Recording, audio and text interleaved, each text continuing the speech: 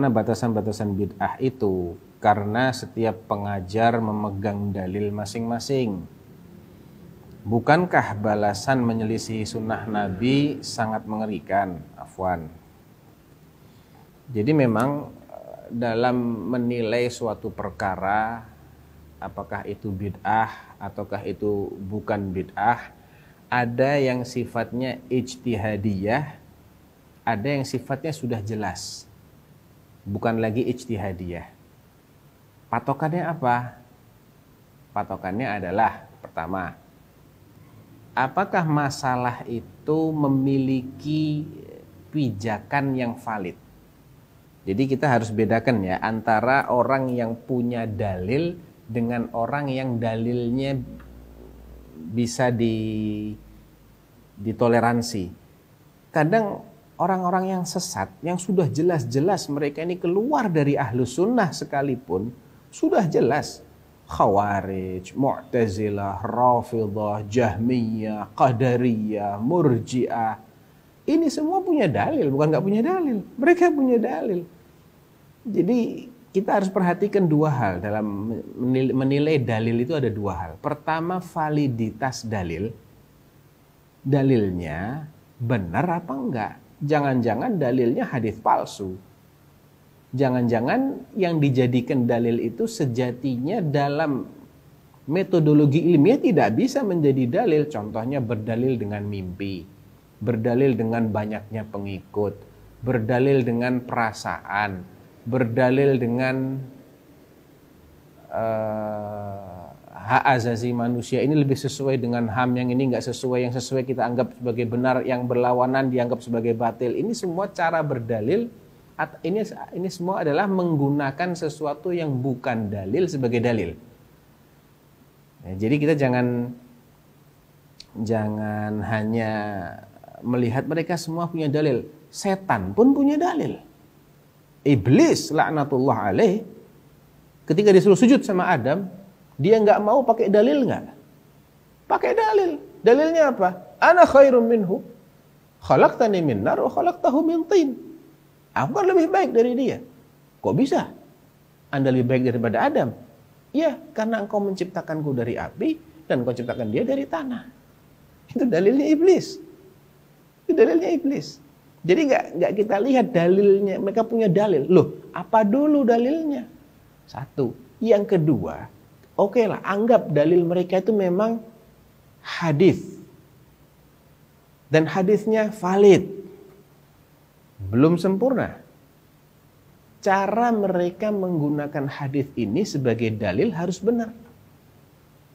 Misalnya, hadisnya tidak bahas itu sama sekali, nggak ke sana larinya, kok ditariknya ke sana? Ini ngawur namanya.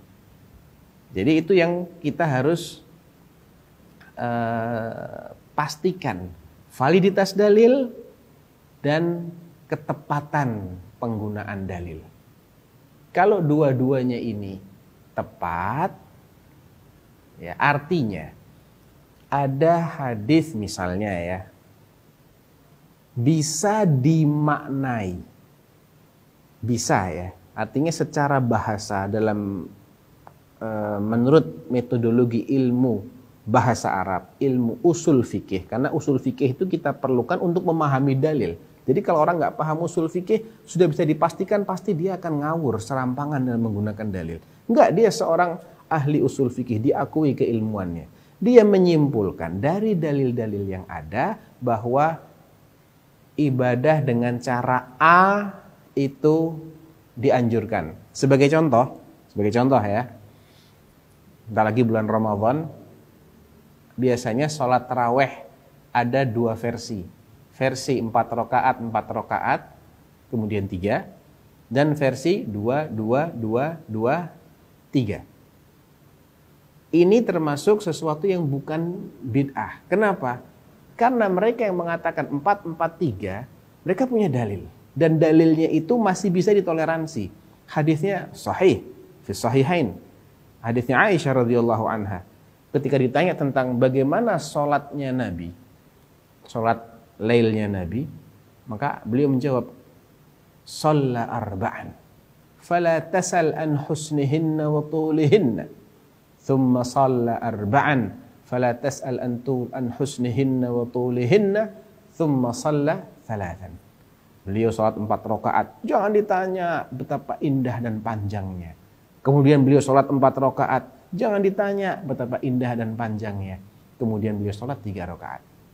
Zahir hadis ini sholatnya Nabi 4-4-3. Artinya secara penempatan masih bisa diterima. Mereka yang mengatakan enggak, 2-2-2, 4 kali duanya, baru kemudian 3. Mereka juga berdalil. Dalilnya apa? Hadisnya Aisyah yang lain. Mereka pakai hadisnya Aisyah yang tadi dan mereka kompromikan dengan hadisnya Aisyah yang lain. Bahwasanya Nabi itu sholat malamnya 2 rakaat. Yusolli masna. Ya. Sholatnya 2 rakaat. Berarti dari kedua dalil ini kita kemudian melakukan tarjih.